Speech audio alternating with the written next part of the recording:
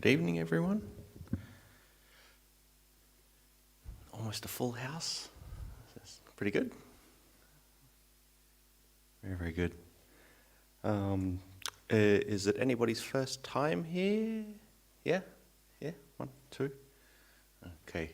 For those of you that is your first time here, is this the first time you've done meditation before as well? Okay. Okay, what about you? You've done before? Okay. Okay, no problem.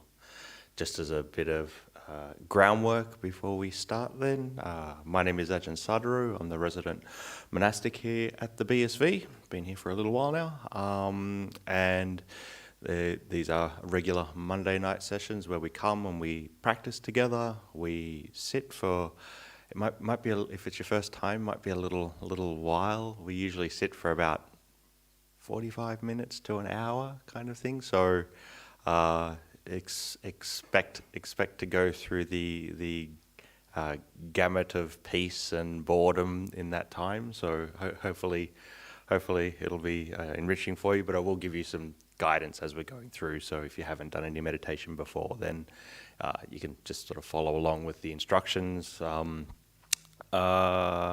Then after that, we have some question and answers, and anybody that has any questions, you're more than welcome to ask at that time. Anybody that's online, you can type away and ask some questions online as well. So that's really about the strength of it. The nice thing about meditation is there's not too much to instruct. It's just just sit here for 45 minutes. So that's pretty much what we're going to do now.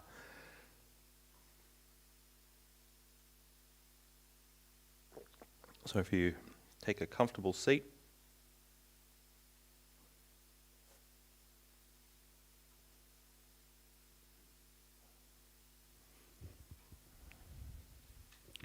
just try to find a natural and comfortable position, whether it's on the floor or on the seat.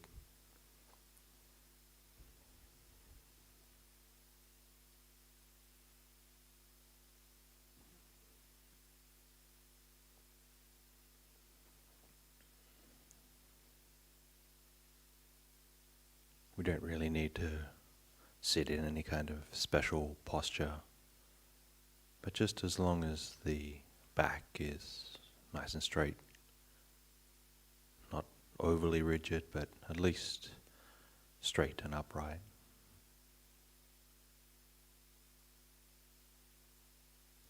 And to start, we can take a few deep breaths. Really feel it in your stomach area.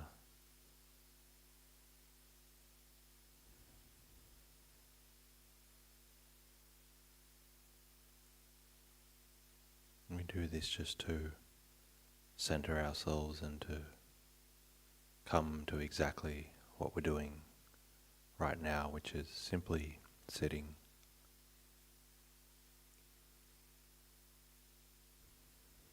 Any concerns or worries or plans that we may have, just for the next few minutes we can put these down. There's nothing for us to do, there's nowhere for us to go.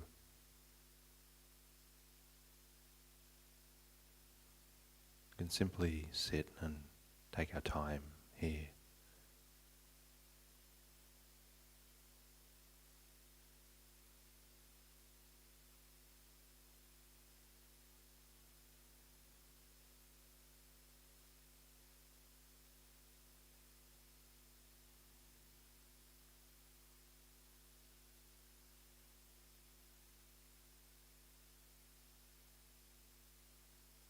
Can bring your awareness to the feeling of your body sitting here, either on the chair or on the floor.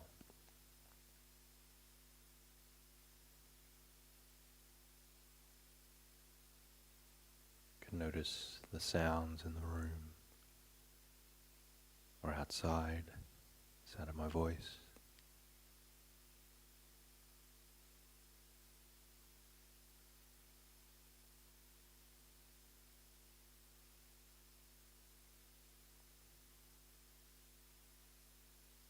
simply try to connect with the present and what's happening right now.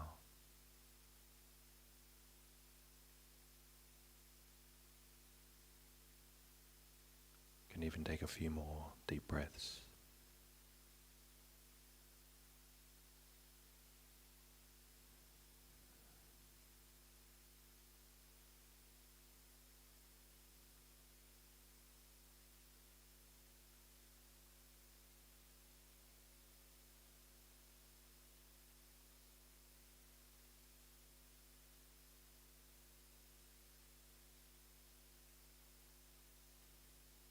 We can scan our awareness throughout our body just to see if there's any kind of uncomfortableness or tension or tightness. And if we feel anywhere that doesn't feel comfortable or tense or tight, just make some gradual adjustments, and any tension we can just try to release and soften the body.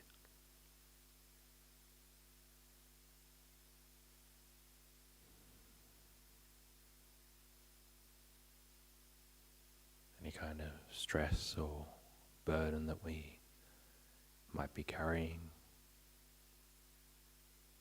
you can just let that go and drop that for now.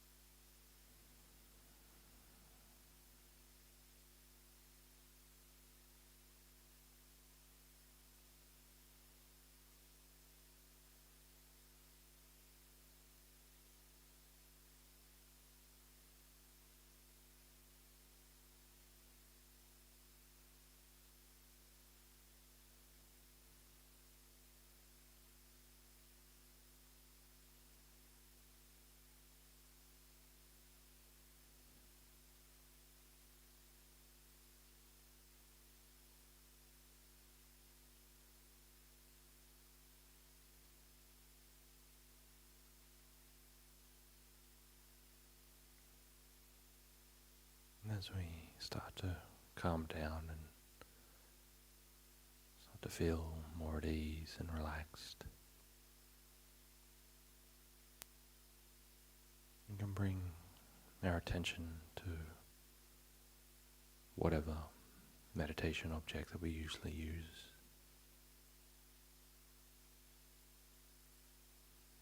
Might be watching the breath, or observing the sensations in our body.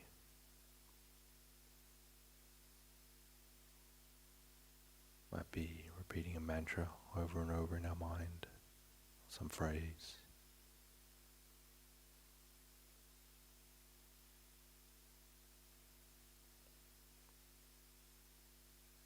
Whatever you feel most comfortable and familiar with doing. Just invite you to naturally practice with this in the way that you normally would.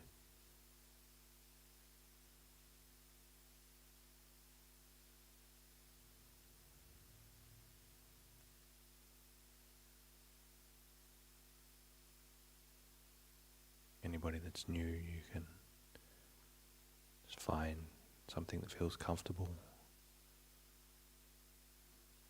Maybe placing your attention on your hands, the sensations that are there.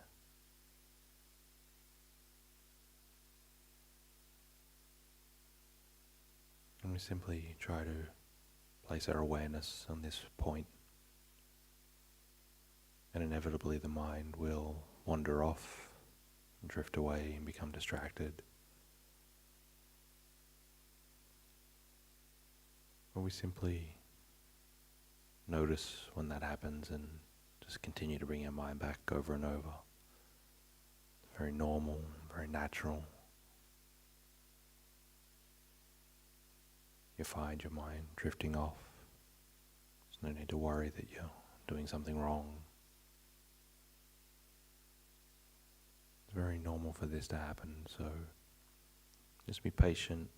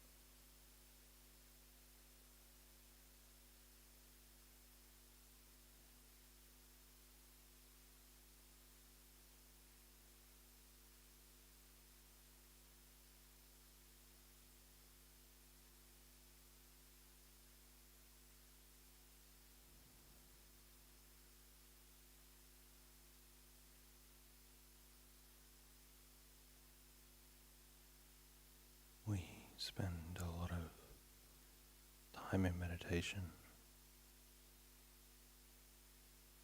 trying to control our attention,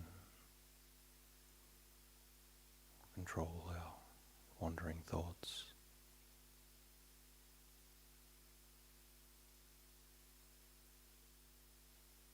Always feeling this need to do something with our attention, that we have to place it on the breath,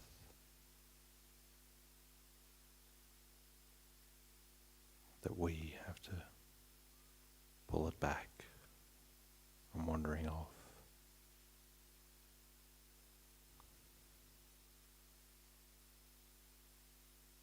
There's always an element of doing and trying to control.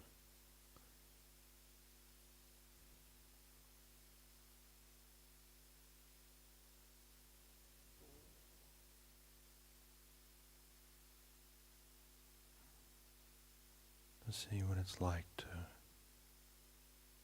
even momentarily, let that sense of control go.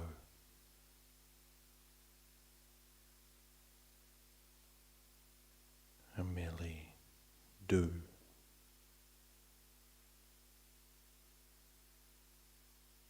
Your awareness and your attention, it's already there.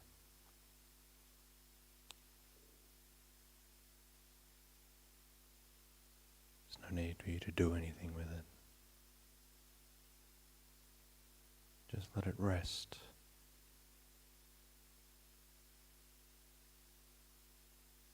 It's not really going anywhere. It's always here.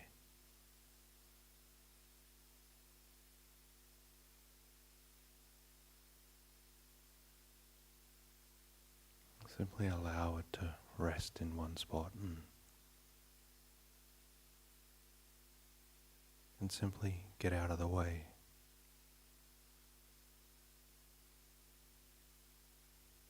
No need to do anything, just let it rest. Whether it rests on the breath or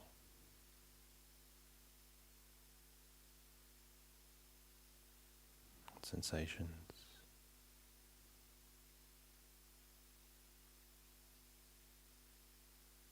Simply just allow it to rest in this one spot. There's no need for us to do anything with it.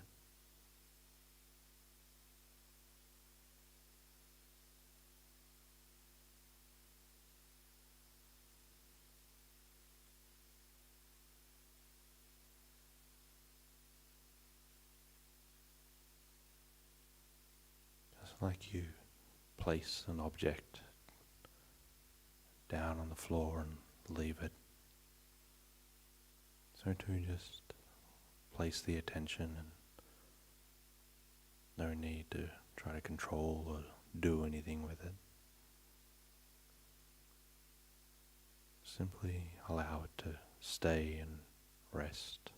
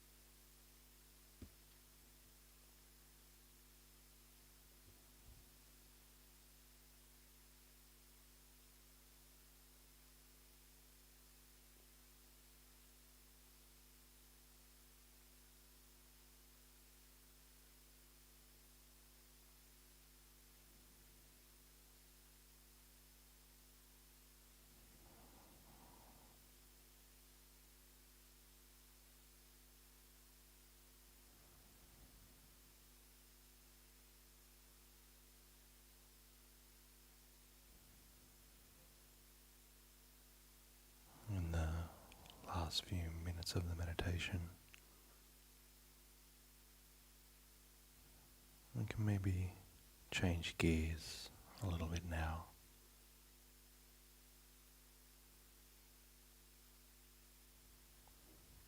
And we can start to bring to mind somebody that we care for or respect or admire.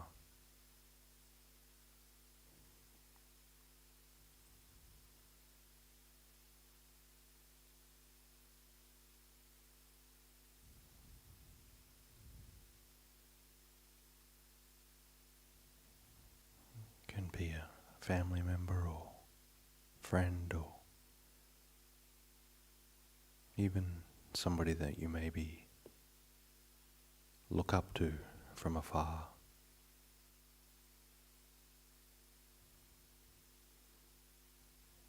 Can even be a pet that you may have a loving relationship with. Just somebody that when you think of them, some kind of warm feelings arise in the mind and the heart.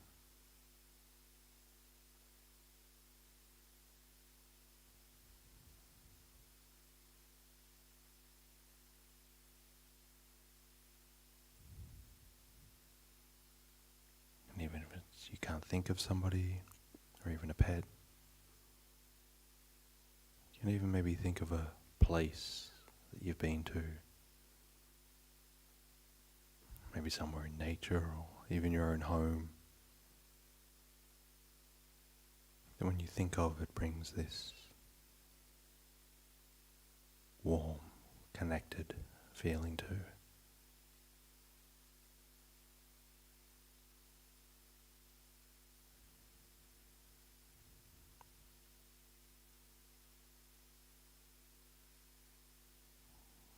And as you think about this person or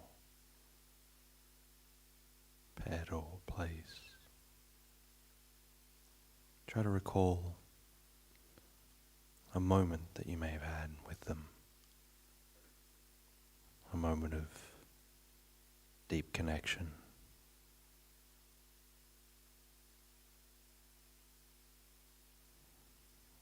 a moment of pure, unadulterated care and kindness for them.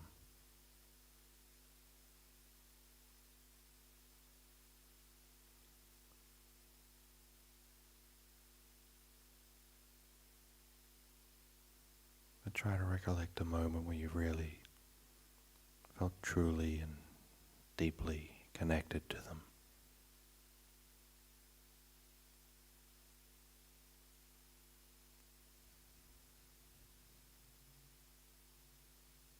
And try to not just recall it, but also try to bring up the feelings and the emotions that were associated with that connection, that care, that warmth.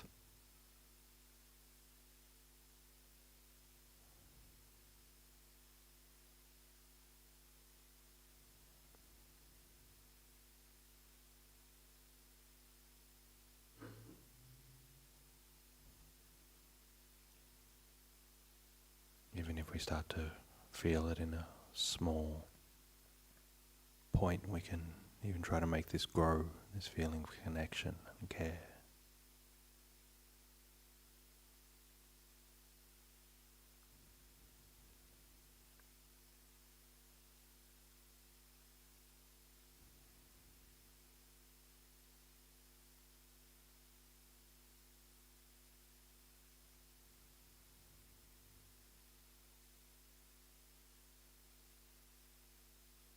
And we can use this to recognize that we are connected to somebody, that we're loved by somebody, that we care for by somebody, and that we care and love for somebody else.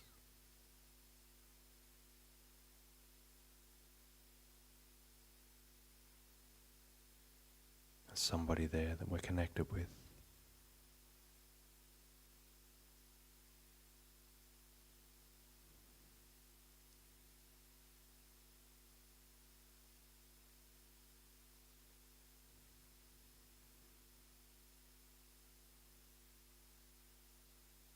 Really try to sink in and appreciate this feeling of connection and care with this being.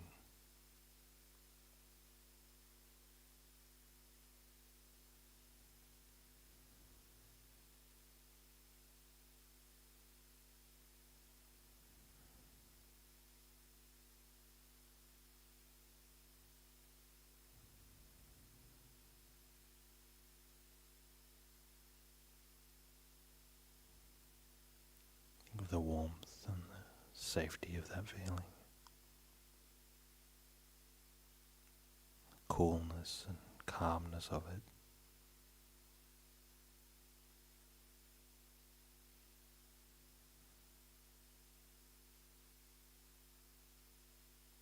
Try to expand that all through your body.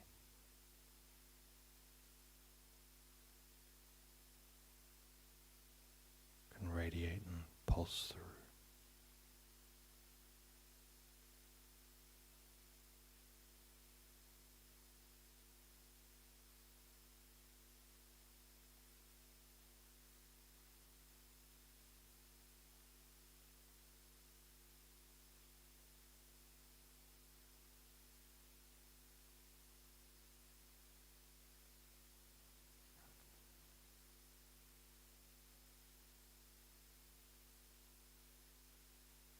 Now try to bring to mind a time when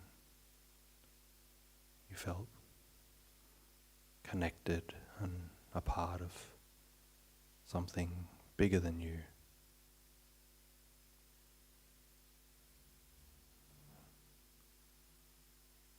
Might have been a family gathering or time spent with friends.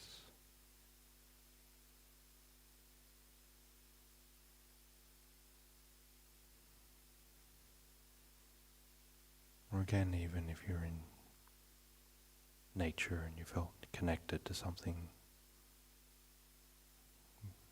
bigger than you.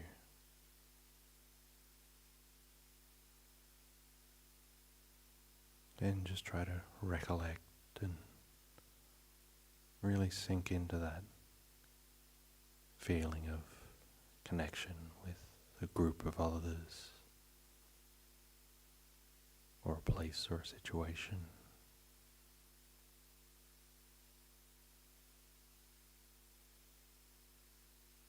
This feeling of security and meaning.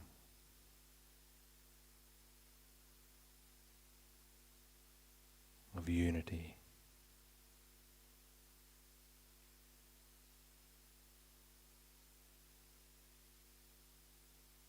Again, really allow these feelings to well up within you.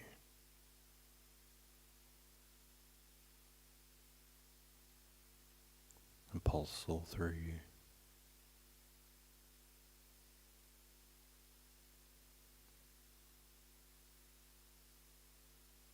You can even allow them to feel bigger than you.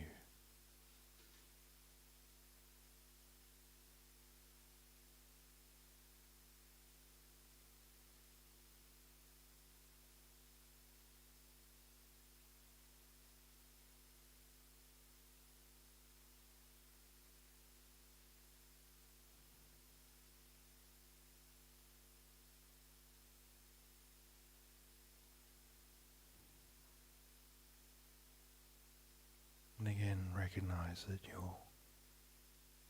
you are cared for, you are connected.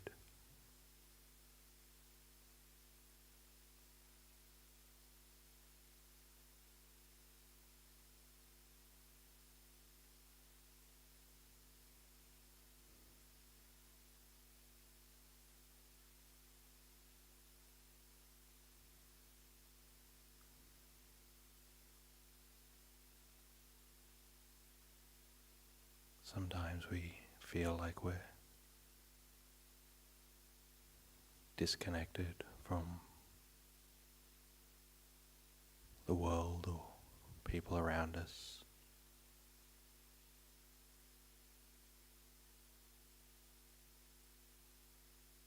But if we take a moment and we actually realize how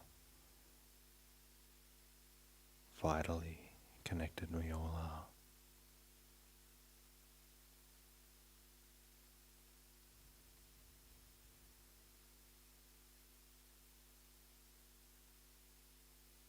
even this thing that you've come here to do tonight, to improve the quality of your mind, to develop calm and to develop some kind of peace and insight.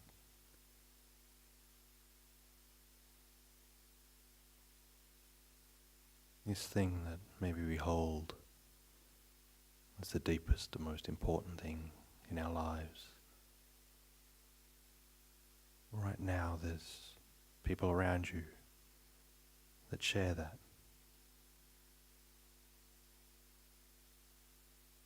Right here in this very room with you.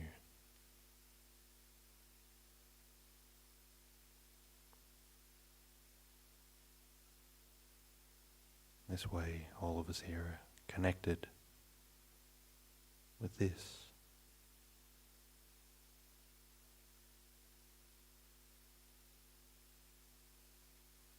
Just like we have the desire to find some calm and happiness, everybody else here has that same desire.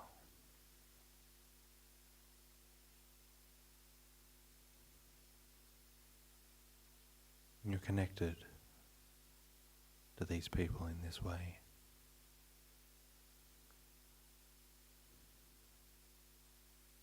You share something.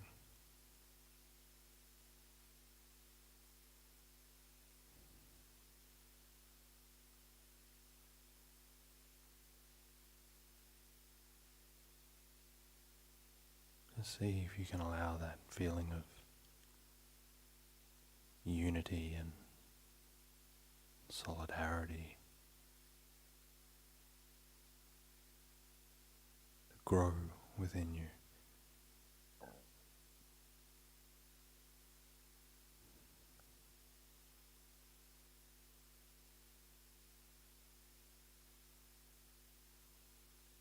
These feelings of compassion and kindness.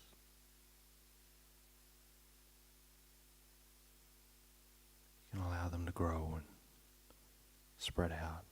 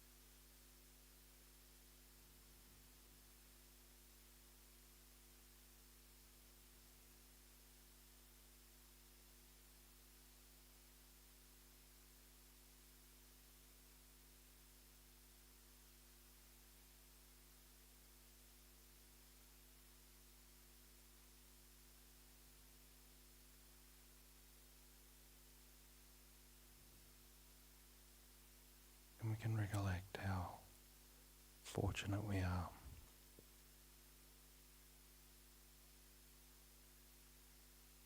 That we have someone that we share a moment of care and connection with, or a group, and even others around us right now. And we can notice just how fortunate we are.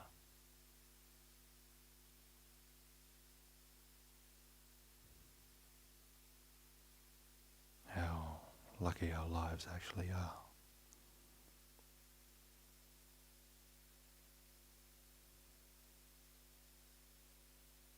And if a feeling of gratitude starts to well up, and again, try to sink into this and allow it to grow, pulse around our bodies, and fill our minds, our hearts.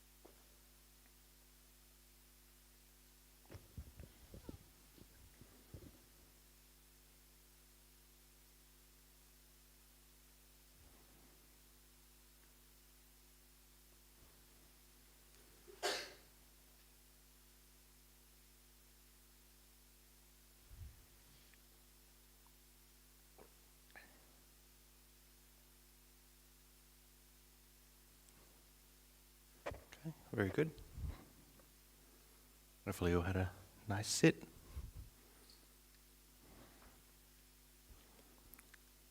Most people are still here, that's a good thing.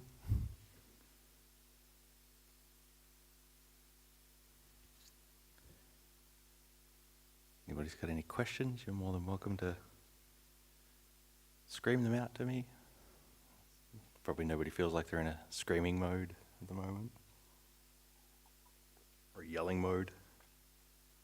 You can either come up to the microphone or you can just put your hand up and ask me anything and I'll repeat the question. If there's anybody online as well, if anybody's there, I don't even know. I don't even know if people are there online or not. Somebody's furiously typing away at the moment.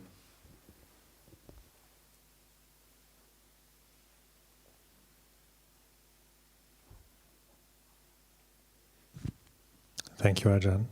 We have quite a few people online who have joined us from around the world, Cool. including Kenya. Kenya, okay. What time it is there now? And also from the UK, Nice. Sydney.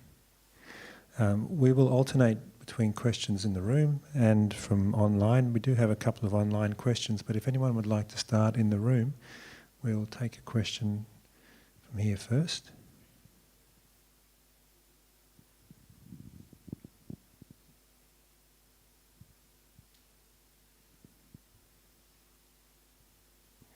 Or to the online audience to get the ball rolling. We will kick off with an online question. The first one's probably going to intimidate everyone else into silence. The first question is, Ajahn, I have been meditating 2 hours plus every day for 52 days now. Good work. Very happy with my effort. Yep. Any suggestion for what else I should include in my practice? Keep going. Just keep doing it. Just keep doing what you're doing. What you're doing already sounds very, very good. I don't know exactly what you're doing as part of your practice, but it's it obviously seems like it's very, you're doing something right if you're doing 2 hours a day and you're doing that over 52 days and doing that in a row. It sounds like you're getting something rewarding out of it. You hopefully there's some kinds of improvements in the mind states that you're actually having. So it's hard to say what else to do without knowing too much about exactly what you're doing right now. So the only thing, it's this is sort of the thing that's sort of in my nature where I tend to sometimes look on the negative side of things, but it's really good what you're doing, and it's great that you draw a lot of encouragement from it. And to be doing 2 hours a day for that long, you've probably already built up to this over a long period of time. But the only thing I'd sort of say is that just keep persisting with it, because there will be other times in your life where maybe other things come up and you don't have as much time to do 2 hours in the day, or your meditation mightn't be as sort of rewarding, so you might start to go, well, I'm going to do less meditation now.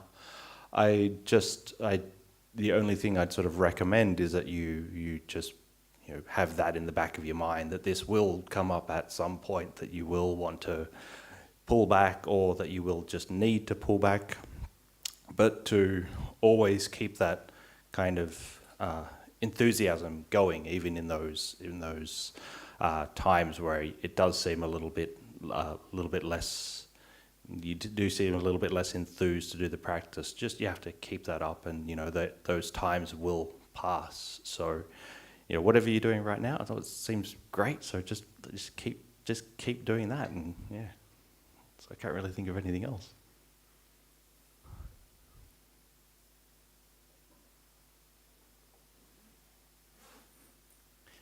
Anybody that's new, you don't have to do like 2 hours a day either. Like, it's fine. It's it's not like the rite of passage that you have to do when you walk in the door of the BSV. You don't have to commit to 2 hours a night or whatever.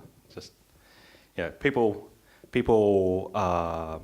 generally find what level is comfortable for them, or how much practice is comfortable for them. So for some people it might be quite a lot.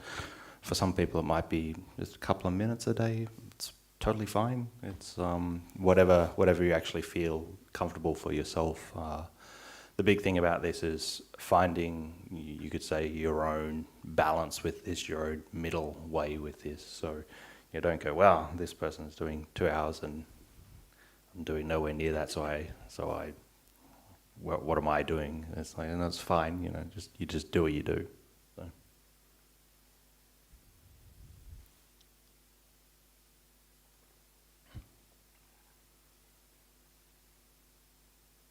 Nobody in the room? Let's ask anything? Yeah, for sure. Okay, yeah, I'll translate it. Yeah.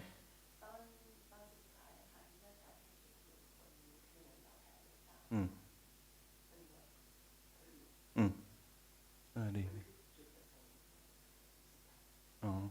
So the question was, towards the end of the meditation session, I did this kind of practice, or guide in this kind of practice where we're trying to sort of connect with other people. We're doing, in a way, it's just a bit of a tweak, or a little bit of a different way to do loving kindness meditation.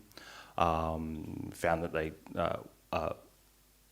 that was quite good. So, but what's the actual purpose of doing this sort of different kind of way, where you're maybe more actively thinking about the way that you're connected with others? Would that be a fair assumption? Yeah. So in essence, I think there's a lot of things with, you could say, traditional based loving kindness based practices where you're thinking in a pretty I think it's good, but you're thinking in a very linear kind of way of like, I have kindness for you, I have kindness for you, I have kindness for this group, I have kindness for them. And it might just be, sometimes for some people it can be very sort of linear, and it becomes a very kind of abstract kind of thought, this amorphous kind of group of people that are out there that I have loving kindness for. And I've just found it helpful in my own practice to actually, actively think of times where I did actually really feel loving kindness, and I did feel connected, and I did feel that I was a part of something, and that I wasn't disconnected from other people that are around me or in the world. So for me, that seemed to work quite well. And for us to, I think it's quite good for us to realize that we are actually, the loving kindness that we can actually develop. It's not just something that emanates from us. This is not just my own thing that I am so beneficent and I give this out into the world. My loving kindness is like, no, you've been the beneficiary of a lot of kindness in your life as well. So remembering that and recollecting that, and really realizing that you are connected in this way and that you're not disconnected from the rest of the world. I think that actually sort of recollecting that, there's been kindness that's been showed to me. There's been a time when I'm actually I'm a part of something, and it's not about me. The kindness that's there has got nothing to do with me. It is just the kindness of other people. And we can all, we've all sort of felt these ways of like, I'm just sort of moping here by myself. Nobody understands me. I'm totally all alone in my thoughts and my suffering and all these kinds of things. But, there's when we really do reflect on it, we never really are. Everybody is going through the same kinds of suffering, but also nearly everybody has the same kinds of goals as we do. Everybody has the goals to have some kind of calm and happiness in their lives, and really, that's why I actually like doing these things in the room, because there's so many people that are actually doing the thing that you're wanting to do now. So you are connected with the people that are immediately around you, even if they are total strangers and you don't know who they are. So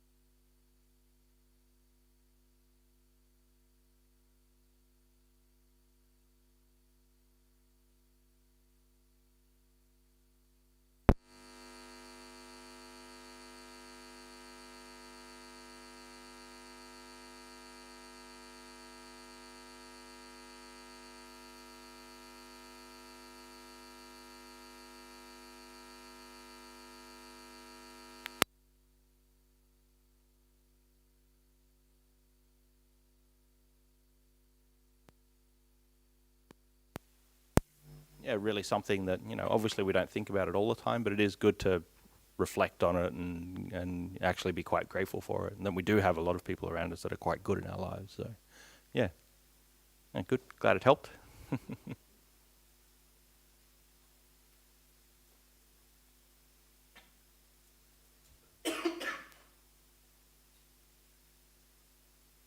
Call it a night? Oh, it's back on. I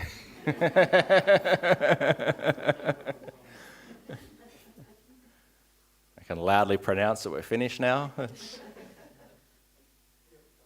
Yeah, okay, cool. No problem. So apologies to the online audience who just watched Ajahn miming a whole lot of very interesting answers. I think there's mostly enlightened people in the room now. You missed out, really. The next question from online was, does your practice rid you of loneliness or negative feelings associated with being alone? You aren't alone at the Sangha. Yeah, so the caveat that I would give to that is that I'm my whole life, my personality is actually driven. I quite like being alone. That's when I feel the most comfortable, is when I'm alone. So I've never really had this feeling of loneliness, you could say. I've felt, I've never really felt alone. I've obviously felt loneliness, where there's this kind of subjective, negative interpretation of maybe people not connecting with other people. So I have felt a lot of loneliness, but generally I don't feel alone. And just in general, I don't really feel lonely because my personality is such that I actually quite like being by myself. So, but you do bring up a good point, is that most monastics, it is actually pretty hard for us to feel lonely or alone, because most of the time we live in communities. We have a lot of people around us. We've always got people sort of coming and going. So it is just by default, we do have a lot of people around us and other monastics around us. But, the question, I guess, is, can you use meditation to deal with this loneliness? And I do think, yes, you can, and especially by doing those kinds of metta practices that we're doing at the end of tonight in the guided meditation, where we actually are, even though we might feel very, subjectively and negatively very lonely, if we do recollect different instances in our lives, that we can actually recognize that we have been connected with others in some way, and that even though maybe in the present there's this feeling of loneliness, there has been instances in our lives where we have felt that connection. So, just I think even recollecting this, and also not only recollecting it and then thinking about it from a memory perspective, but also, as I said, with the practice, trying to really sink in and sort of radiate that feeling that you may get from that kind of connection. This can be a good cause for you to, maybe not feel as lonely for, even just this like kind of temporary period. And, this can hopefully be like a causal impetus for not feeling so continuously lonely over a longer period of time. And I think one other thing this practice can actually really help you do is it allows you to not be as resistant to other people that are around you. A lot of times when we feel lonely, or we feel, lonely and isolated, whenever we're in some kind of social situation, it's like, I don't want to engage and I can't engage. Doing these practices quite a lot makes it a little bit easier to actually engage with people that are around you. It's not perfect. It's not like, like a magic bullet and all my social anxiety's gone and it's great. It's not like that, but it just does make it a little bit easier. So hopefully that answers the question. Thank you, Ajahn. I'd like to ask the next question because it's the second time it's been asked online. Okay. It's not related to meditation, but I want to know something unrelated to meditation. How can we deal with many ants in the kitchen without harming them? Yeah, it's a hard one. It's a hard one. There are ways to try to get rid of them without hurting them. There's things. I'm just sort of thinking steamrolling, spitballing. I can't remember the word. Whatever it is, getting late. But I know there's some things where you put the powder down so they don't come into your kitchen. I think a big thing is like keeping your kitchen clean as well, like being clean, throwing things away like that. That also helps a lot. But the real question is like, well, how do you actually deal with an existing ant or rodent problem that's there?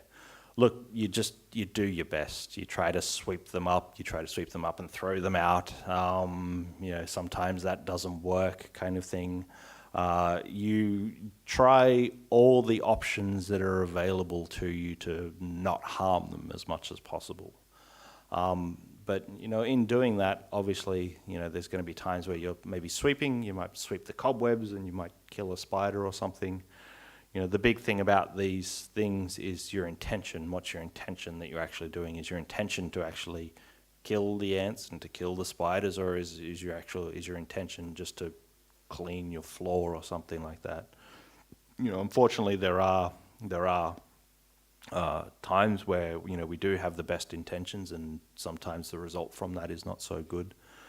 So yeah, you can't sort of spend your whole life in this kind of paralysis of I just can't ever do anything because I'll hurt some kind of living beings. Again, your intention has to be, I have to operate in this world, and I have to do, I have to look after the kitchen or whatever it is, keep the kitchen clean. And I try to keep the ants and things out to the best of my ability in the most natural way without harming them. But then, just sometimes there are some kind of collateral damages there, and it's just sort of, unfortunately, that's just a part of the karma of being in the world. We're always mixing up our good karma with some little bit of bad karma there. So, it's in a way you just sort of have to accept it. But there's so many more ways now to do these things that are more humane than there were 30 years ago, kind of thing. So just do what you can. Do what you can. Do the best you actually can. Thank you, Ajahn. And we'll just have maybe a couple of minutes if we can squeeze one more question in. Yep. Ajahn, how can meditation help to overcome lethargy and burnouts?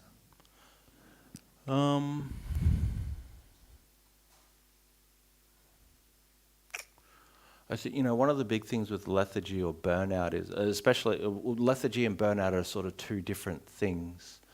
Burnout is where you might become too,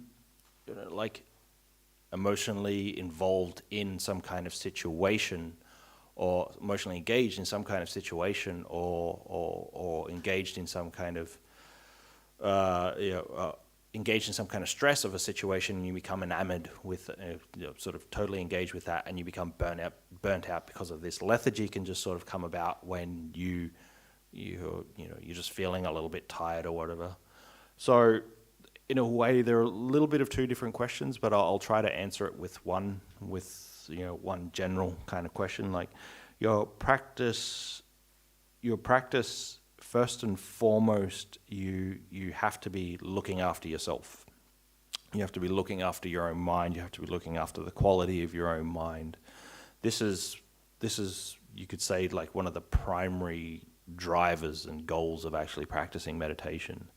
So if you are taking some time out to actually look after yourself in this way, this can really help with something like burnout.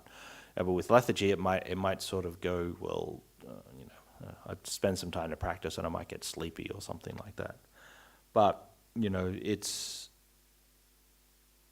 if you're practicing in this right way, where you're looking after yourself, you will be, you could say, like reinvigorating yourself in some kind of way. So even though you might sort of feel a little bit sleepy, actually practicing meditation is better than, you know, spending half an hour watching TV or something like that, or sitting in bed and watching YouTube or something like that. Just that period of practice will be reinvigorating for you to some degree. But I think, you know, the big thing is, you know, to keep that in your mind. If you are experiencing something like burnout, is that, you know, you do have to take care of yourself first, and, you know, meditation is just one of the ways to do that. The question of, can meditation help with this thing? Yeah, it can, but there's also plenty of other things. You know, get enough sleep, get a good enough diet, do some exercise, and you're probably very well aware of all these things. But, you know, it's not just that meditation is this one thing that will help you with it. There's maybe many different things that you might need to look at within your life if you're having these kinds of things. And meditation can be a useful tool for that, but it's not the only thing. So, yeah. Hopefully that helps. Okay, so maybe now we'll really end it. We had the false end, and we'll go for the real end now. So I appreciate you all coming.